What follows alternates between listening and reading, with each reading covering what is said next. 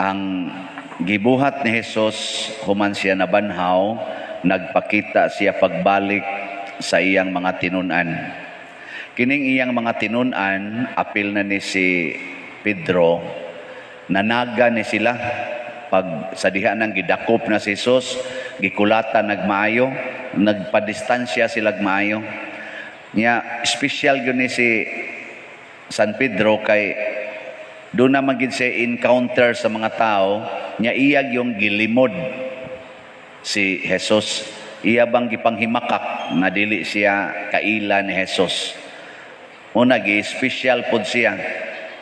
Uwaw biya kayo, no? Kanabang nibiya ka ng tawhana, imo siyang gibiyaan, panahon siyang kalisod. Niya panahon nga, ninindot na pod ang iyang kinabuhi, ipatawag ka niya, nya mag-istorya mo, makatutok ka ng tawanan.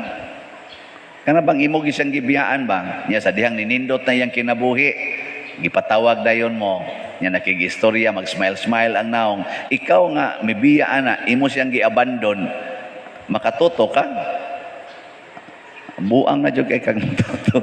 Baga agi ni mugnaong og makatutok ano? Mahalingyo-lingyo ka. Unsa man ni ngano man ni siya ana. Labaw na gid tingali og pangutanon gyud ka, gihigugma ba ko nimo? Imo siyang gibiyaan, gipanghimakak pag nimo. Ang sakay batios bana no nga adto siya siyang kabit ba niya nga asawa igor gyud mototok with smile. Gikan siya siyang kabit ba. Niya ingnan dayon, dong gihigugma gyud ko nimo. Ana, ingon ting hilom dia si pangutana Ana, murag iagig kasuko tungod kay ang asawa o ang bana kuan man level man nimo og kaning sana dignidad or gahom mo masinghagan nimo hilom diap seeking kuan dia. Pero kung ang mopatawag nimo usa ka hari unya buutan kay siyang niduol nimo nya imo siyang gi salikway di ka kaakog singhag mo na ang imong bation kauwaw ba magduko-duko kasi imong naong di man imo madag singhag hari go na labaw na gyud og Ginoo na di madag singhag may man to mga anak mangutanas imong apan ginikanan kami kabhilom dia. Pero bitaw kuno atong ginikanan ba nga common man ano sa mga ginikanan sa di pa sila makasal tinukhangay naman sila. Nya ang anak dito sa ilang religion classes istoryahan tingito silang maestra nga giapil ba ang kaning topic ba purity nga sala gid nang mag-premarital sex. Sala ba? Nya mo na nagiingnan ang mga bata, dili gud kayo mga 9 years old inana. Giingnan sila nga sayon ra kayo ilhon nga kana ganing ang inyong ginikanan nakasala sa wap-amo imabdos. Iphalang pila ka buwan gikas-kasal nila sa pagkataos kamagwangan. Yung natimingan man nga ang kamagwangan niyang anak mo'y nitambong dito. So usa kuno kabuntag naligo siya ba do banyo gituktok kuno siya anak ga-compute siguro to siya ba nya pagkakibaw niya nga na short og mga 3 months gituktok siya tuktok so gayo ngano ka di anak siya ma nakasa demos daddy paghimon yun ako siya ngano man siya nga ngano man lagi nga wa malagi kaabot og 9 months na taon na malagi ko gikas ninyong kasal siya atos daddy nimo ay pagsamok-samok dia. Galibog ko na siya kung saan niya pagsulti amo na si Pedro kay nakasaha man gi-confront ni Jesus nagkabuang si Pedro hangtod yun nga nihilak si Pedro og niingon siya nahibaw gyud ka Lord nga gihigugma ka. Ang tumong ni Kristo niini sa akong tan-aw mga igsoon iya bang gipa-mature ba iyang gipatubo kining gugma nga Dios nun. Kay usahay gud igo ra ta mingon nahigugma ko sa Ginoo. Basta karon pangutan-on ta mo, nahigugma mo sa Ginoo. Nahigugma mo sa Ginoo? Nahigugma gyud mo siguro? Kasig balik-balik ngano? Kinahanglang ipa-mature na to. Motos Pedro ningon siya nahibaw ko nga nahibaw kas tanan. So si Pedro karon wala na siya mag-refer sa iyang baba nga motubag nahigugma. Pag ikatulo lahi na tong tubaga. Unsa may tubag ni Pedro? Ginoo, nasayod ka sa tanan. Nasayod ka nga gihigugma ko ikaw. Kaning tubaga, unsay kalainan ani sa duha nga nagunang tubag? Oo, Ginoo, gihigugma ko ikaw. O kaning katapusan, unsay kalainan? Wa mo kibaw? Wa sa ko kibaw, unsay kalainan? Pero nagi kalainan kay ang pagkasulti palang daan, lahi man. Pero gipaunhan, nasubo si Pedro. Tingali ni agas ang luha. Paghuman, ingon din siya, nasayod ka sa tanan. Kaning word nga nasayod ka sa tanan, i-address ra na nimo sa tao nga giila nimong Ginoo. Because God is all-knowing. Kahibaw siya sa tanan. Nga matod pa gani ni Jesus, sa upas siya mamatay, ayaw na lang gid mo pamakak nako. Kay bisan gani ka nang naasod sa inyong kasing-kasing o sa inyong hunahuna, nga wapan ninyo masulti, nahibaw-an na nako. So moto pag-ingon ni Pedro, nasayod ka sa tanan, pasabot, heart level na to ba? Siguro na gyud kaayo si Pedro nga ang iyang kasing-kasing dili na ang iyang baba o ang iyang hunahuna mao'y nahigugma ni Jesus, kung dili ang iya nagyong kasing-kasing. Moto pag niya, nasayod ka sa tanan, you know my heart. Mao dito gisumpayan de yung Jesus, awa na, matured naman ka, mao na ni ang mahitabo. Idupan na nimo ang imong kamot ug dadon ka sa lugar nga dili nimo gustong adtuan. Dili na ikay magbuot unsay imong ibakos, unsay imong isulob. Ang magbuot nimo lain ang tao. Nya idupan nimo imong kamot, pasabot dupa gani sama ni Hesus, wala na gyud kay mahimo. Mao na ang pari diri magsigdupa-dupa. Daghan man kay mahimo. Lain no, ang pare ba sigig dupa-dupa daghan kay mahimo, pero si Jesus nagsigdupa-dupa wa nay nahimo. Nya lain na kuno ang magbakos ug lain na ang magdaniya sa lugar nga di niya gustong adtuan. Mao na ni ang gitawag og tinuod nga gugma. Kana bang ang gugma nga tinud-anay mahimo kang ulipon sa imong gihigugma. Usba ko no be? Ang gugmang tinud-anay mahimo kang ulipon sa imong gihigugma. Ano? Kanindot ana? Kamong mga asawa, na ulipon ba mo ron sa inyong bana?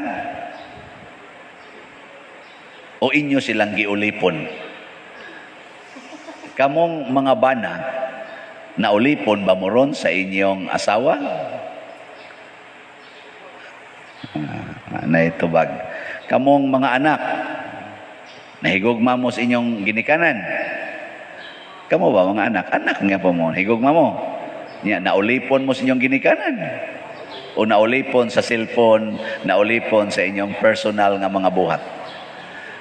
Kamong mga ginikanan, nahigugma mo sa inyong mga anak. Naulipon mo nila. O inyo silang gihimong murag ulipon, diktaran, bunogon kung musupak.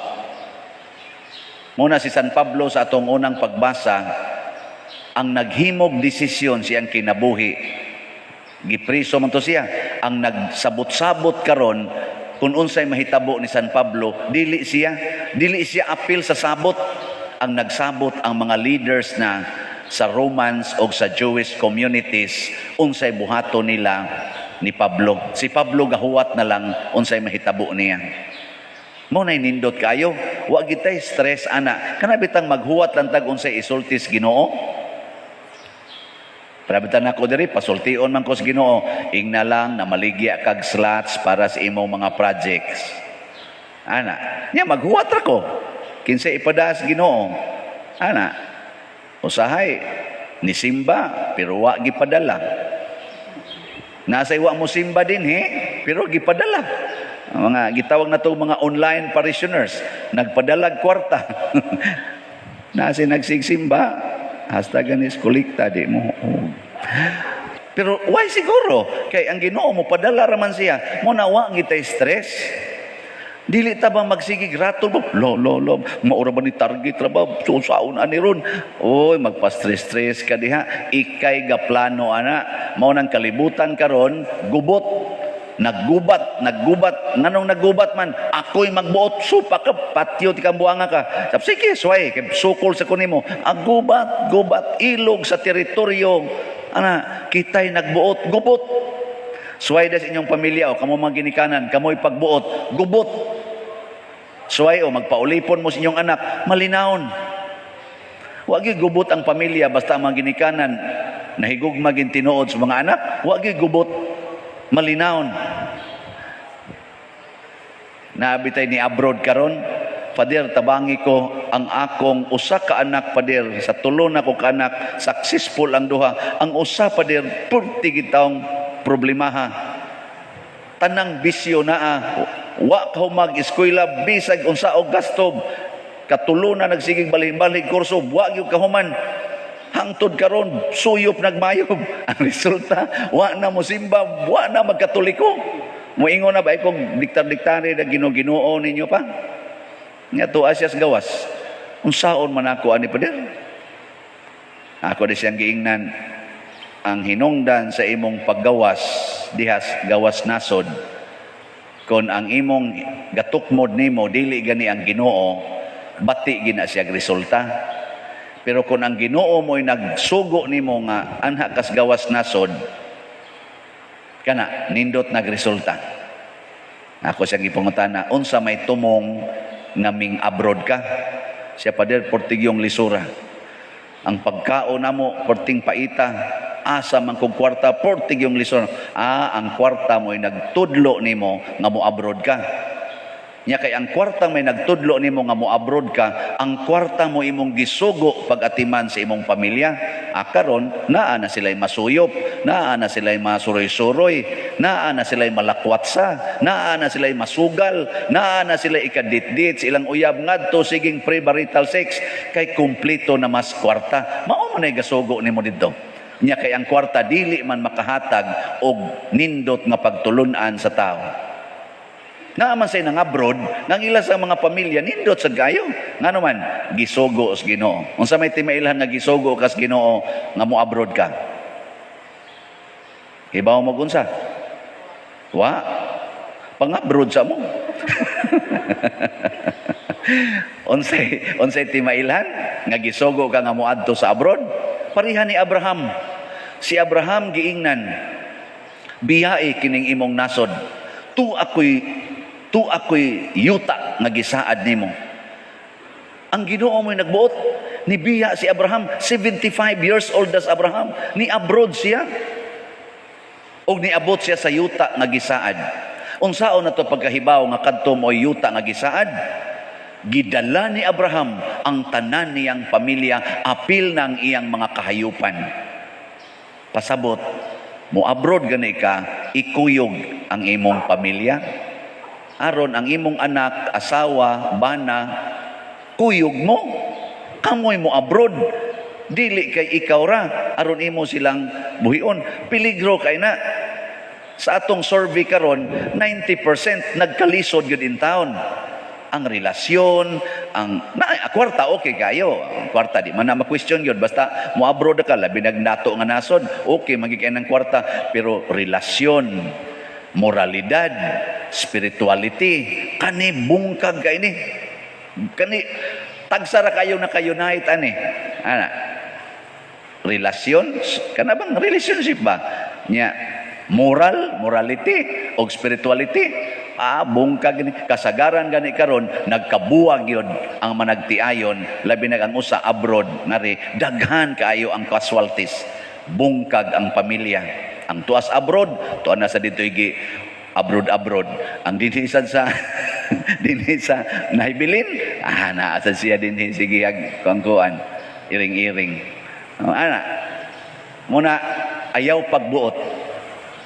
Ang Ginoo gay magbuot mo nang ningos Kristo, inig katiguang na nimo, pasabot inig mature na sa imong gugma og pagtuo, din ka magbuot sa imong kaugalingon, ako nay magbuot. Mo nang niingon din siya dire, sige na, sunod nako. Di ba? Mo na atong tubag sa Salmo, unsa ti atong tubag sa Salmo? Ang Ginoo nagbutang sa iyang trono didto sa langit. Dad-o na kas Ginoo padong sa langit. Wa na gyud kay laing tumong, langit ra gyud. Di na kamo tumong nga haron mabuhi akong pamilya, di na ka gusto nga haron mi mas stable financially, aron makapalit kog bahay og yuta, aron ko unsa pa diha makakaon kog arang-arang. Wa na gina si mong nahona. Ang imo ra gyud nahona, langit. Langit ra gyud. Ug way sudan basta malangit. Way balay basta malangit. Way sakyanan basta malangit. Way kwarta basta makakolekta. Okay kayo. Di, basta lang malangit. O ano?